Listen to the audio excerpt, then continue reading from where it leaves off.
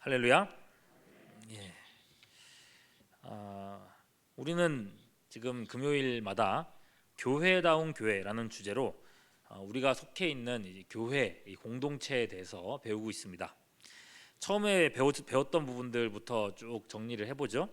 교회는 하나의 머리이신 그리스도에게 속한 그분의 몸인데, 이 교회는 두 가지로 나눠진다고 했습니다. 무슨 교회였어요?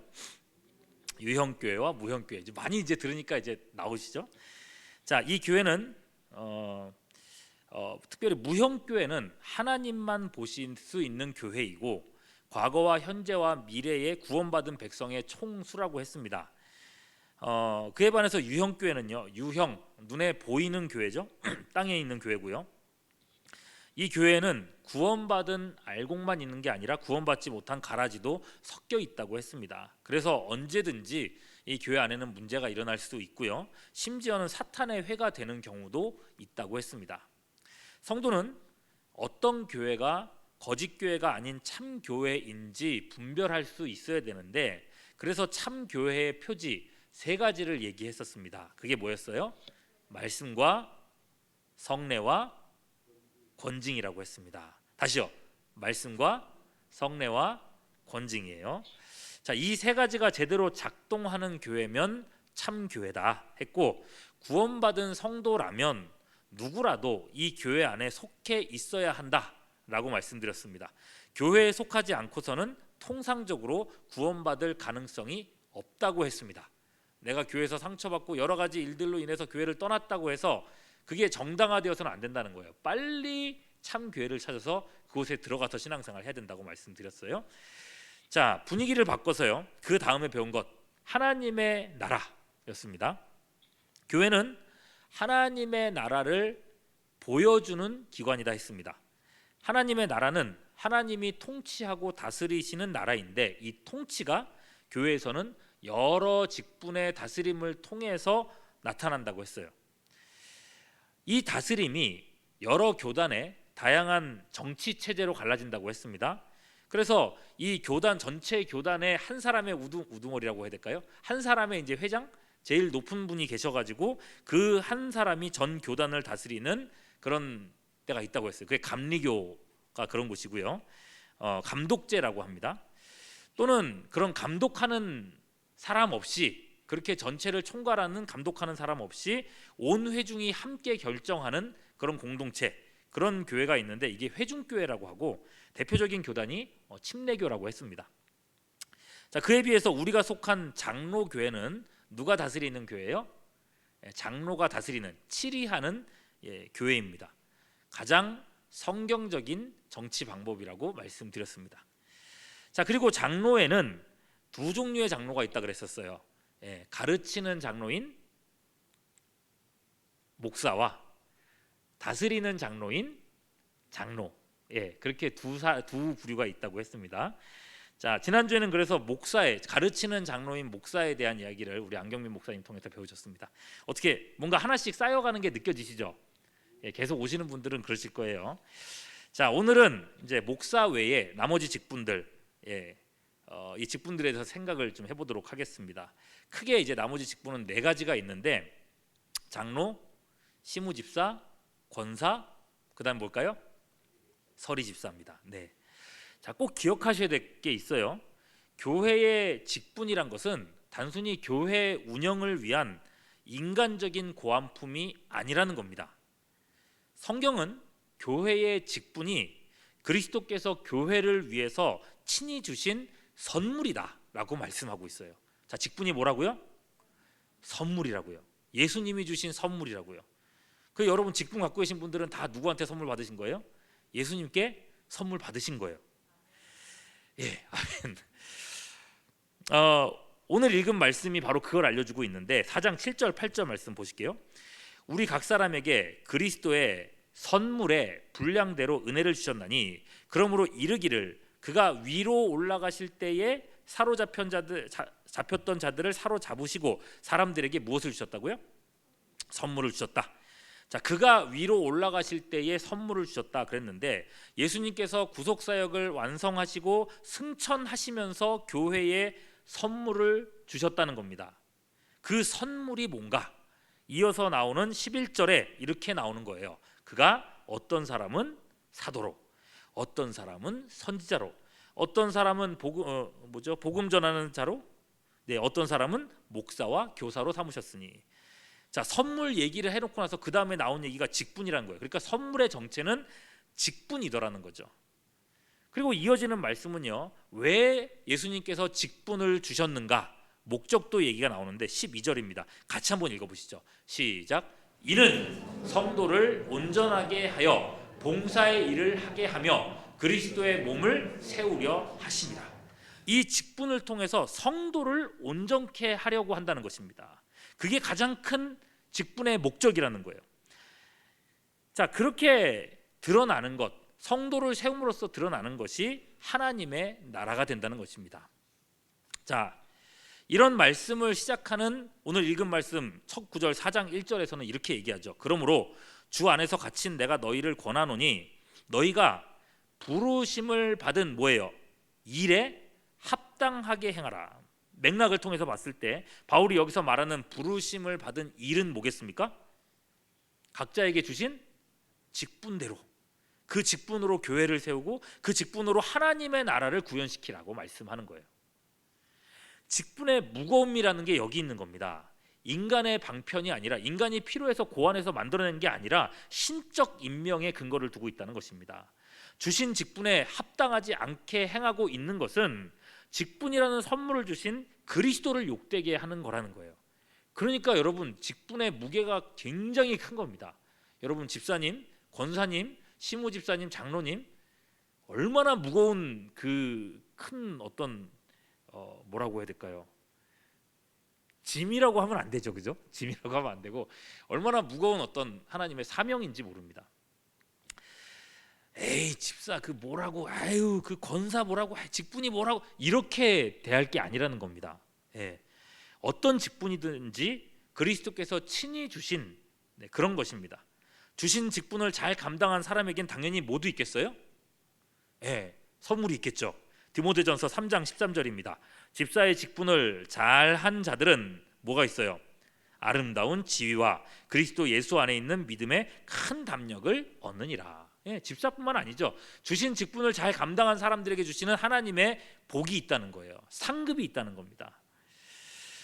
자, 그리스도 안에 있는 하나님께서 이렇게 소중하게 보는 게 직분일진데 내가 가볍게 여기서는 안 된다는 거예요. 내가. 자, 이 직분이 이렇게 소중한 것이다라는 것을 알려드리고 이제 직분에 대한 각 얘기를 좀 해보도록 하겠습니다. 11절 말씀에 직분의 종류가 나옵니다. 이것도 지난번에 배우긴 했었는데 한 번 더 얘기하죠. 맨 먼저 보이는 게 뭐예요? 사도와 선지자죠, 그죠? 자, 오늘날에는 있는 직분입니까? 없는 직분입니까? 없습니다. 어디 가서 누가 얘기를 해도 없다고 분명히 말씀하실 수 있어야 됩니다. 왜냐하면 수많은 이단들이 자기가 선지자라고 하고 자기가 사도라고 그러고 그런 사람들이 지금도 많기 때문에 그래요. 여러분, 선지자는 어떤 사람이에요? 하나님께서 주시는 계시를 받아서 사람들에게 전달하는 게 가장 큰 임무 아닙니까? 성경 계시가 완성되기 전에, 성경 66권이 완성되기 전에 한시적으로 주신 직분이 선지자입니다. 그러니까 여러분, 무슨 말이에요? 성경의 계시가 완성된 이후에는, 하나님의 복음 말씀이 완성된 이후에는 더 이상 하나님께서 계시를 주실 필요가 있어요, 없어요? 주시면 그게 뭐가 되는 거예요? 그렇죠. 성경이 불충분하다는 소리를 하게 되는 거예요. 다시 말씀드릴게요. 내가 하나님께로부터 직통 계시를 받았고 이거대로 해야 돼라고 말하는 순간 그 사람은 성경을 인정하지 않는 사람이 되는 거예요. 왜요? 하나님은 이 말씀이 부족해서 더 다른 계시를 줘야 되는 상황이 됐기 때문에요. 무슨 말인지 아시겠죠? 여러분, 그렇기 때문에 선지자는 지금은 없는 직분이라는 거 확인하시고요. 사도직 마찬가지입니다. 역시도 교회를 창설하는 창설 직원이라고 불러요. 특별 직원이고요. 그러니까 지금은 없습니다. 교회를 처음에 창설하기 위해서 예수님께서 특별히 세우신 직분이라는 점에서요. 자, 이런 특수 직분들이 있고, 자, 그리고 이제 없어지지 않고 교회가 있는 한 세상 끝날까지 계속되는 직분들이 있으니 계속 있다. 그래서 이 직분은 항존직이라고 부릅니다. 뭐라고요?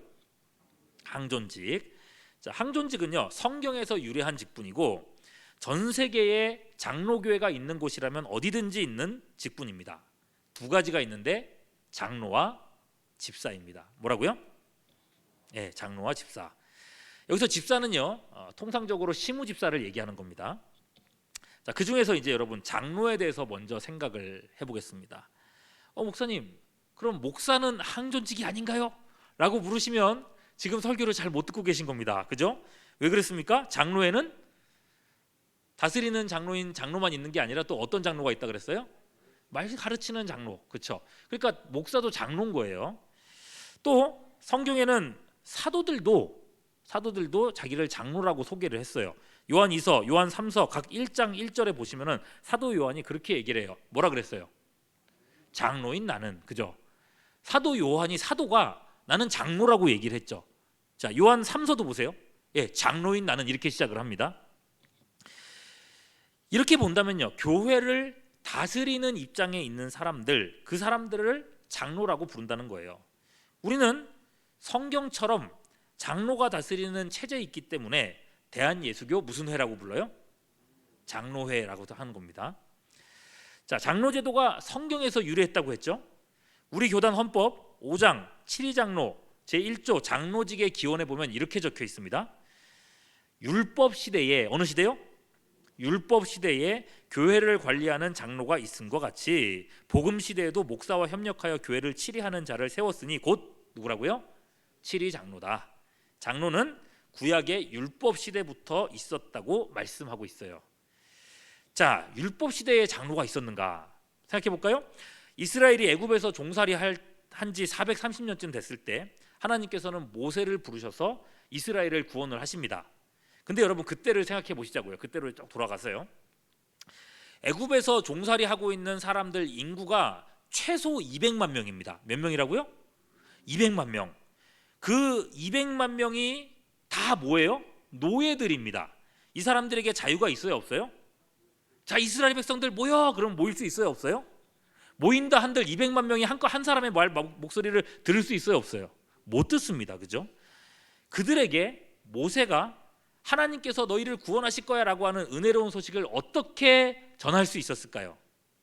10가지 재앙들이 지나갈 때마다 어떻게 그 많은 사람들을 대비시킬 수 있었을까요? 그 해답은 뭐겠습니까? 그렇죠, 장로죠. 네. 출애굽기 4장 29절 30절 보시겠습니다. 모세와 아론이 가서 이스라엘 자손의 모든 누구요?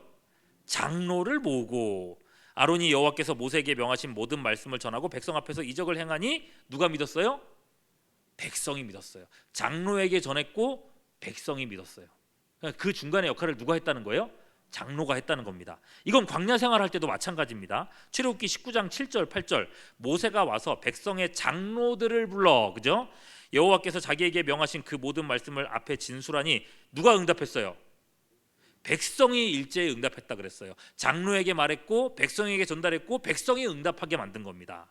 네, 장로 없으면요 사실상 광야 생활도 못했다는 겁니다. 그죠? 그림이 좀 그려지시죠?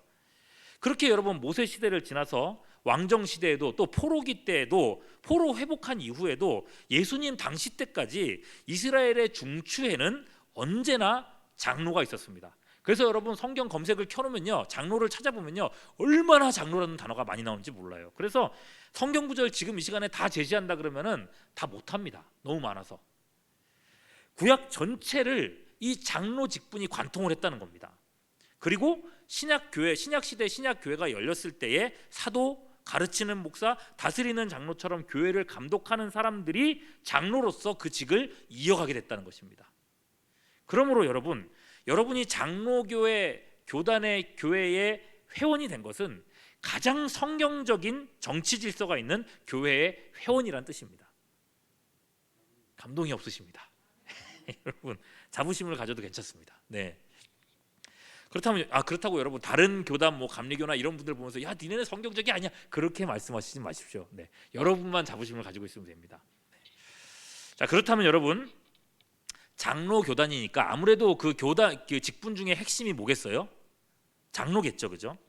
특히 여러분 7위 장로는 7위 말 그대로 다스리는 장로입니다. 다스린다고 하니까 조직에서 제일 높은 자리를 차지한 어떤 권세 있는 사람, 그렇게 보이기 쉽죠. 그래서 서리집사, 교회에 평신도가 있고 그 위에 서리집사가 있고 그 위에 시무집사가 있고 그 위에 장로가 있다, 그 위에 담임 목사님이 있다, 뭐 그렇게 승진 개념으로 이렇게 올라가는 것처럼 생각하기 쉬운데, 맞아요, 틀려요? 틀립니다. 장로가 분명 직분의 핵심인 건 맞는데, 그래서 장로 교회인데 그게 상하 관계의 최상위 위치다, 그건 아니에요. 핵심적인 직분이 있음에도 불구하고 모든 직분은 동등하다는 겁니다. 그럼요, 장로나 권사의 자격만 봐도 알 수 있습니다. 자격. 자, 권사의 자격. 헌법 정치 3장 3조 2항 1 이렇게 보시면 자격이 보면요, 권사의 자격이 나오는데 뭐라고 돼 있냐면은 여신도 중 만 45세 된 어떤 사람이요? 입교인으로 행위가 성경에 적합하고 교인의 모범이 되며 공교회에 충성되게 봉사하는 자가 후보가 될 수 있다. 자, 장로의 자격 보겠습니다. 헌법 정치 5장 3조 장로의 자격. 만 35세 이상 된 남자 중, 야, 35세 이상 되면 장로 될 수 있는 거 알고 계셨습니까? 네. 자, 남자 중 어떤 사람이요? 누구요? 시무집사입니까? 아니죠. 입교인으로 흠없이 5년을 경고하고 상당한 식견과 통실력이 있으며 디모데전서 3장 1절에 7절에 해당하는 자로 한다. 자, 권사 후보 누가 될 수 있습니까? 여자 서리집사만 권사 후보 될 수 있다 그랬습니까? 아니죠. 누구요? 입교인. 내가 직분 서리집사가 아니라 할지라도 내가 입교인이면은, 우리 교회 교인이면은, 세례 받았으면은, 입교했으면은 누구라도 권사가 될 수 있다는 뜻이에요. 이해되셨죠? 서리집사 과정을 거쳐서 권사가 되는 게 아니라는 겁니다. 그다음 장로 후보, 시무집사가 그 장로가 될 수 있습니까? 아니죠. 누구예요? 여기도 입교인이에요. 그러니까 장로가 되기 위해서는 일단 서리집사가 돼야 돼. 서리집사가 된 다음에 그 다음에 시무집사가 돼야 돼. 그리고 나서 장로가 될 수 있어. 이거가 아니라는 거죠. 일반 평신도에서 바로 장로가 될 수 있도록 법적으로는 그렇게 돼 있다는 거예요. 무슨 말이냐면, 여러분, 적어도 법적으로는 평신도 중에서 누구라도 권사나 장로가 될 수 있다는 거예요. 순서대로 밟고 올라가는 그런 구조가 아니라는 겁니다. 계단 구조가 아니라는 겁니다.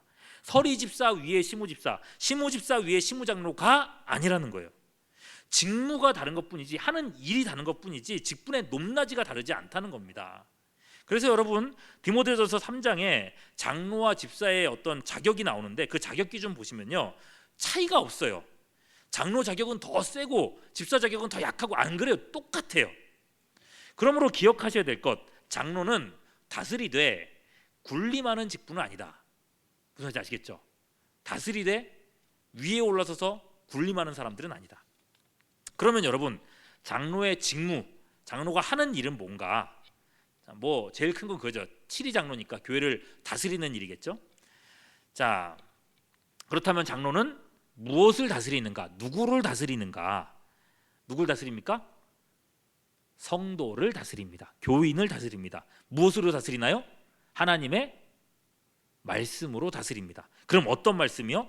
가르치는 장로인 담임 목사님이 선포한 말씀에 따라서 성도들이 바르게 성장하도록 살피고 이끄는 역할, 그게 장로의 역할이라는 거예요. 그래서 여러분, 우리 교단 헌법 5장 7위 장로에 보면요, 제4조 장로의 직무, 장로가 하는 일 5가지가 나와요. 그거 한 개씩 살펴보면 이렇습니다. 1번 뭐라고 되어 있습니까? 예, 교회의 신령적 관계를 총찰한다. 예, 여기 설명이 나와 있어요. 말이 어려우니까 밑에를 볼게요. 목사와 협동하여 무엇과 무엇을 한다고 되어 있습니까? 행정과 권징을 관리한다 돼 있어요. 그죠? 두 가지 일을 하는데 행정과 권징입니다. 행정은 교회의 제반 사항들에 대해서 결정하고 여러 업무를 진행하는 게 행정이에요. 교회 건물 관리, 토지 관리, 각 부서 어떻게 해야 될지, 연간 행사 어떻게 해야 될지, 여러 가지 일들을 이제 결정하고 논의하는 그런 일들을 하는 겁니다. 특별히 여러분, 우리가 2년 동안 코로나 기간이었잖아요. 이 코로나 기간 동안에 장로님들 우리 당회도 계속 모여가지고 이번 주에는 어떻게 해야 될지, 이번 주에 몇 명 모이게 해야 될지, 이런 모든 내용들, 성가대는 어떻게 운영해야 될지, 그 모든 부분들을 당회원들이 다 계속 논의하면서 결정하면서 지금 2년 동안 이렇게 왔던 겁니다. 자, 이런 일들을 한다면 또 하나는요, 행정 다음에 하는 것은 권징이에요. 교인들에게 영적으로 잘못된 모습이 있을 때에 여러 징계를 통해서 그 교인들을 바로 잡는 것, 이게 권징이에요. 이게 성도를 다스리는 행위입니다. 그렇다면 여러분, 장로의 직무, 행정과 권징 중에 어떤 게 더 중요한 일일 것 같습니까? 장로한테 행정이 더 중요할까요? 아니면은 권징이 더 중요할까요? 뭐 둘 다 중요하죠, 그죠? 근데 어떤 거에 더 강조점이 있을까요? 직분을 세울 때 권징입니다. 권징. 그래서 보면요, 장로의 직무가 아까 5가지라고 했잖아요. 첫 번째 보셨고요. 나머지 4개를 다 보면요, 그 네 가지가 다 권징과 관련된 일들 뿐입니다. 자, 2번 보실게요. 두 번째 직무, 도리 오해나 도덕상 뭐를 방지해요? 부패를 방지한다. 설명 보시죠. 주께 부탁받은 약물이가 도리 오해나 도덕상 부패에 이르지 않기 위하여 당회로나 개인으로 선이 뭐하라고요? 권면하는 거예요. 부패한 사람들, 잘못된 신앙 갖고 있는 사람들, 장로님들이 가가지고 권면하고, 회개하지 않는 자가 있을 때는 당회에 보고하고 치리할 수 있도록 하는 거죠. 교인들이, 그러니까 사람들이죠, 도덕적으로 부패하지 않도록 권면하는 것이 장로의 역할이다. 그렇게 하려면 교인들의 삶을 알아야 될 거 아닙니까? 그래서 장로의 세 번째 직무 뭐라고 돼 있어요? 교우를 신방하되 위로 교훈 간호한다. 신방을 통해서 교인들을 알아가야 한다는 거예요. 네 번째, 교인의 신앙을 어떻게 한다고요? 살피고 위하여 뭐 한다고요? 기도한다. 네, 여기 설명 보시면요, 위하여 기도하고 교인 중에 강도의 결과를 찾아본다라고 돼 있는데, 담임 목사님 설교 말씀대로 이 사람이 실천하고 살고 있는지를 장로님들이 가서 점검한다는 거예요. 그리고 5번째 뭐예요? 특별히 신방할 자를 목사에게 보고한다라고 돼 있습니다. 자, 이렇게 사람과 관련된 일들을 한다는 거예요. 그렇게 각각의 성도들을 이해하고 개인에 맞게 치리하는 것, 결국 이 직분의 핵심은 사람이라는 겁니다. 교인이 이사를 오거나 갈 때, 결혼을 통해서 새로운 회원이 가입할 때, 임명할 때, 또 유아 세례를 통해서 어린 자녀를 회원으로 받아들일 때, 아이가 커서 입교하고 수찬 회원이 될 때 그들이 바른 믿음 속에 있는가, 이 일에 합당한가, 개인에게 일어나는 모든 일들을 감독하는 사람이 장로라는 거예요. 여러분, 만일에 장로의 업무가 이렇고 실제로 이렇게 우리가 일을 한다고 한다면 굉장히 바쁠까요? 안 바쁠까요? 엄청나게 바쁘겠죠, 그죠? 아니, 이 많은 교인을 몇 명 안 되는 장로가 어떻게 감당하라고? 그래서일 겁니다. 우리 헌법 9장 당회 1조 당회 조직에 보면요, 이렇게 적혀 있어요. 당회는 노회의 파송을 받아 지교회를 담임하는 목사와 7위 장로로 조직하되 세례교인 몇 명이요? 25인 이상을 요한다. 장로의 증언도 이에 준한다. 교인 25명당 장로 1명을 세우는 것을 기준으로 하자라고 되어 있습니다. 그러니까 무슨 말이냐면, 이게요, 한 사람이 25명 정도는 볼 수 있지 않겠냐, 돌볼 수 있지 않겠느냐 하는 거죠. 실제로 여러분 이런 기준으로 세운다면은 장로가 진짜 많이 필요하긴 하겠죠, 그죠? 근데 여러분, 실제로 이제 교회에서 당회가 어떻게 운영되고 장로가 몇 명이고 이렇게 되든지 상관없이 그 7위 장로의 가장 큰 직무라는 것은요, 성도를 다스리는 감독자 역할이라는 것입니다. 그런 의미에서 여러분, 담임 목사님은 교회를 대표한다고 얘기하고 장로는 교인을 대표한다라고 말합니다. 그러니까 여러분, 장로님들의 관심은 언제든지 어디에 있어야 된다는 거예요? 사람에게, 교인에게 있어야 된다는 겁니다. 그래서 교회 안팎의 많은 사람들이 교회 조직을 오해합니다. 담임 목사는 교회의 CEO, 최고 경영자이고, 당회원 장로들은 교회의 이사들이고, 교인들은 주주 그리고 충성스러운 고객들이다. 그래서 세상 사람들처럼 교회는 항상 실적을 내야 하고 고객을 만족시켜줘야 된다, 그렇게들 여깁니다. 근데 아니에요. 장로는 교회를 돌보는 감독이고 양떼를 치리하는 목자라는 겁니다. 이것이 주님이 주신 직분의 목적과도 부합합니다. 그죠? 12절 다시 한번 볼까요? 이는 선물로 주신 직분은 뭐를 위해서요? 성도를 온전케 하며. 그죠? 자, 이렇게 장로의 직분에 대해서 살펴봤습니다. 그럼 이번엔 집사를 살펴보시죠. 장로가 성도를 치리함으로써 다스린다면, 세워간다면, 집사는 성도를 섬김으로써 세워갑니다. 자, 여기서 집사요, 다 아까 말씀드렸죠. 안수하여 세운 시무집사를 말합니다. 헌법 6장 3조 집사의 직무, 무슨 일을 하는지 한번 보시죠. 집사의 직무는 목사 장로와 협력하여 뭐 한다고요?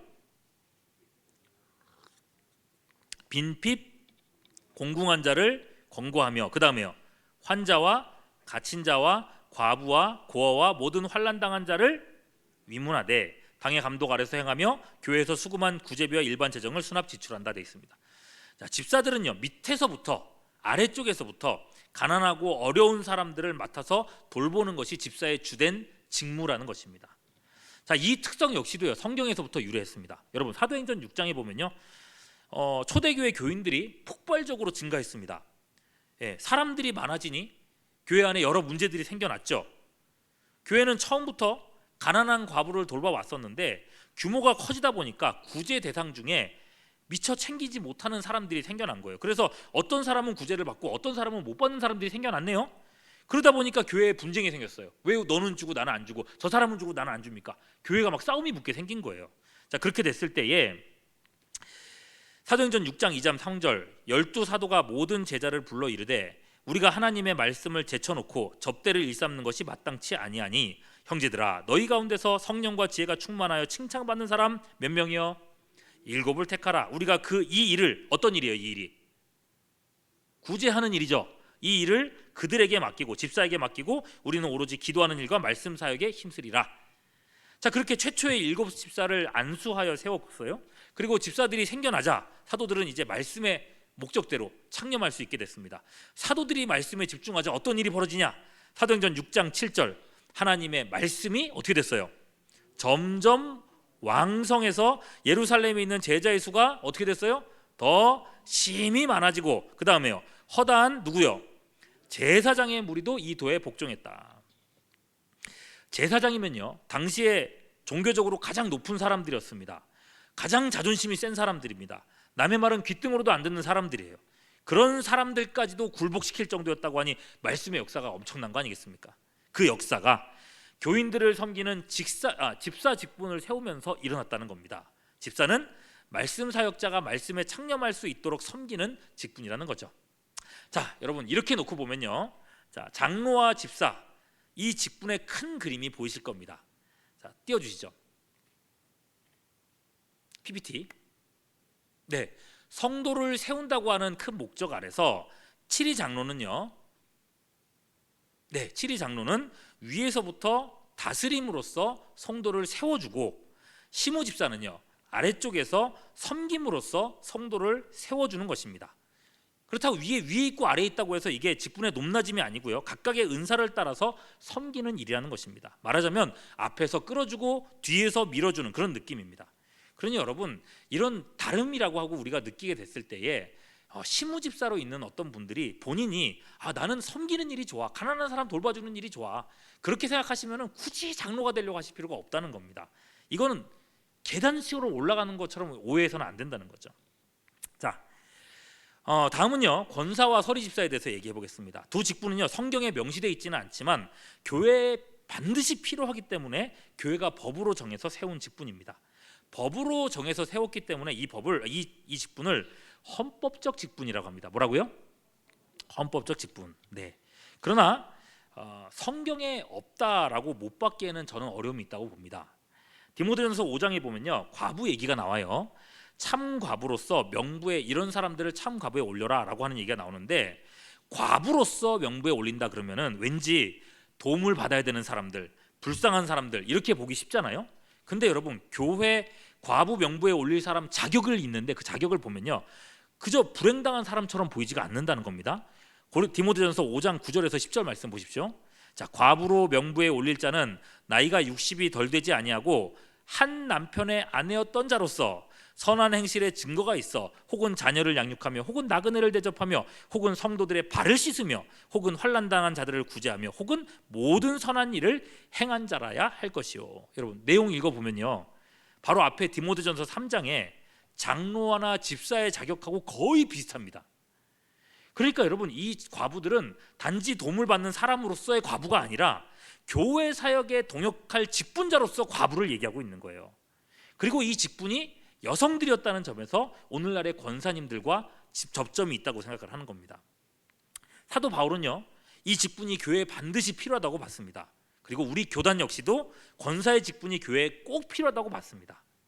정말 필요하다고 생각하는 것이 헌법에 명시된 이 권사의 직무를 보면 알 수 있어요. 헌법 제3장 교회 직원 3-1 권사의 직무와 권한. 권사의 직무를 보시면요 뭐라고 되어 있냐면은 권사는 당회의 지도 아래 뭐라고 했어요? 교인을 방문하되 병환자와 환난을 당한 자와 특히 믿음이 연약한 교인들을 돌보아 뭐하라고요? 권면하는 자로 재직회원이 된다 그랬습니다. 권사가 교인을 방문하고 연약한 교인들을 향해 권면한다. 앞에서 살펴본 장로의 직분과 겹치는 부분이 있어요. 그러고 보면 직분이 필요한 게 맞는 겁니다. 다른 나라는 잘 모르겠고요. 한국의 상황에서 남성인 장로가 사람들 찾아가서 속 얘기 들어주고 그러셨어요 이렇게 얘기하는 거 여러분 잘 이렇게 머리에 잘 들어오십니까? 그림이 그려지십니까? 잘 안 그려지시죠, 그죠? 쉽지가 않아요. 특히나 다수를 차지하는 여자 성도들 교회 대부분 차지하고 있는데 그분들 찾아가가지고 신방하자면 부담이 보통 큰 게 아닙니다. 아무래도 이런 부분들은 누가 더 잘해요? 여성분들이 더 잘하죠. 권사가 있음으로써 당회가 큰 부담을 덜 수 있게 되는 겁니다. 권사는 당회원의 직무를 돕는 역할이겠구나, 그런 걸 알 수 있는 거죠. 자, 그리고 이제 서리집사 보겠습니다. 서리집사 임기 몇 년이에요? 1년입니다. 1년짜리입니다. 매년 새로 임명을 해야 되는 직분입니다. 다른 직분들은 한번 임명을 해버리면은 면직되지 않는 이상 계속 직분을 유지해요. 70세가 되면은 은퇴 권사, 은퇴 장로, 은퇴 집사가 되죠. 그러나 서리집사는요, 매 1년마다 임명이어서 은퇴가 없습니다. 그러니까 올해는 집사였어도 내년에는 집사가 아닐 수도 있어요, 없어요? 있어요, 그죠? 그러니까 여러분, 우리 교회에서 서리집사 있는데 다른 교회를 가가지고 나 저 교회에서 집사였는데 그러면 됩니까, 안 됩니까? 안 됩니다. 거기서 열심히 해가지고 새로 임명 받아야 되는 거예요. 자, 그러면 서리집사의 역할은 뭔가? 교회 정치 3장 교회 직원의 3조 4항 남녀 서리집사에서 이렇게 적혀 있습니다. 잘 보세요. 교회 혹은 목사나 당회가 신실한 남녀로 선정하여 무슨 직무요? 집사 직무를 하게 하는 자니 그 임기는 1년이다. 누구의 직무를 한다고요? 이 집사는 무슨 집사입니까? 시무 집사의 직무를 하게 한다는 거예요. 시무 집사의 직무를 대리로 대신한다는 겁니다. 그러니까 설이라고 하는 말 자체가 직무를 대리 또는 대행한다는 뜻이거든요. 저는요, 초대교회에 서리집사라는 명칭은 없었어도 서리 역할을 하는 사람은 분명 있었을 거라고 봅니다. 생각해 보십시오. 교회가 하루에 3,000명씩 5,000명씩 늘어나요. 몇만 명이 되는 교회예요, 이 예루살렘 교회가요. 그들 중에 과부나 어려움 당하는 사람들 얼마나 있었을까요? 많았겠죠, 그죠? 그들을 돌보는데 12사도로 감당이 안 돼가지고 7집사를 세웠습니다. 자, 1만 명이 2만 명이 넘는 교인들을 7명에서 감당할 수 있을까요, 없을까요? 못하겠죠. 자, 그러니 이 직무를 대리할 설이 있었을까요, 없었을 것 같습니까? 모릅니다만 있었을 것 같습니다. 그죠? 저는 서리집사 역시도 성경과 무관하지 않다고 생각합니다. 자, 이렇게 해서 여러분 장로교회의 네 직분을 살펴봤습니다. 지금까지 설명들을 쭉 다시 돌이켜 보십시오. 전부 사람과 관련된 일들입니다. 교회 직분의 핵심은 주님의 양떼인 성도를 세우는 일이라는 것입니다. 자, 그럼 정리해 볼게요. 자, PPT 보여주시죠. 앞에 보시고요. 자, 성도를 세운다는 목적 아래 7위 장로는 성도를 돌보고 신방하며 위에서 다스리는 사람이라 했습니다. 시무 집사는요, 어려움 당하는 성도를 찾아가 구제하며 아래에서 돕는 사람이라고 했습니다. 권사는요, 성도를 신방하여 권면함으로써 누구를요? 7위 장로를 돕는 역할입니다. 서리 집사는요, 집사의 업무를 대리함으로써 시무 집사의 일을 돕는 것입니다. 자, 그렇게 모든 직분을 통해서 성도를 세우는데 그 기준이 뭔가? 목회자를 통해 선포된 하나님의 띄우십시오. 하나님의 말씀이라는 것입니다. 자, 12절. 이는 뭐예요? 선물로 주신 직분은 성도를 온전하게 하며 봉사의 일을 하게 하며 그리스도의 몸을 세우려 하심이라. 우리의 직분을 통해서 성도가 온전해지고 우리의 직분을 통해서 그리스도의 몸이 세워지며 직분을 잘 감당함으로써 하나님의 나라가 이 땅에 구현된다는 것입니다. 어떤 직분이든지 직분자라면 사람이 보여야 합니다. 방황하고 있는 성도가 보여야 돼요. 힘들어하고 남몰래 눈물 흘리는 지체들이 보여야 된다는 겁니다. 나만 예배 잘 드리면 그만이고 나만 모범적으로 신앙생활하면 그만이고 교회 이런저런 봉사하면 그만, 이게 아니라는 것입니다. 사람을 품는 직분이 교회의 직분이라는 것입니다. 주님께서는 이 직분이라는 선물을 통해서 하나님 나라의 영광스러운 사역에 우리를 부르고 계십니다. 여러분, 어떤 직분을 갖고 계십니까? 각자 맡은 바 사명을 다시 한번 굳게 붙잡으시고 함께 교회를 세워가는 석관중앙교회 모든 성도님들 될 수 있기를 주님의 이름으로 축원합니다. 기도하겠습니다. 우리 교회가 성도를 온전케 하며 그리스도의 몸을 능히 세워나가는 교회가 되기를 원합니다. 우리 교회에서 선물로 세우신 직분자들 한 사람 한 사람에게 성령의 은총을 더하여 주사 하나님 나라를 위해서 열심을 내도록 도와주시옵소서. 어려움 당하는 지체들 외면하지 않고 믿음에서 이탈하는 이들을 붙들어주며 하나님의 인자와 자비를 맛보게 하는 우리 모두의 사역이 되게 하여 주시옵소서. 각 사람에게 사명 감당할 힘을 더하시기를 간구하옵고 우리 구주 예수 그리스도 이름으로 기도하옵나이다. 아멘.